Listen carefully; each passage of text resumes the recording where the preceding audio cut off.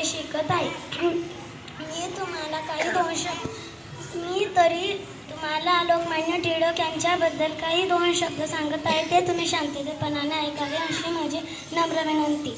स्वराज्य हा माझा जन्मसिद्ध हक्क आहे व तो मिळवणारच असे गर्जना करणारे लोकमान्य टिळक कसे होते.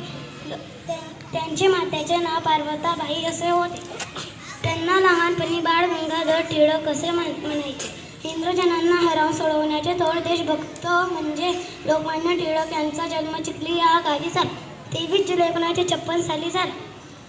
त्यांच्या वडिलांचे नाव गंगाधर टिळक असे होते. लोकमान्य टिळक यांच्या आईचे नाव म्हटले ना. त्यांच्या वडिलांचे नाव गंगाधर टिळक असे होते.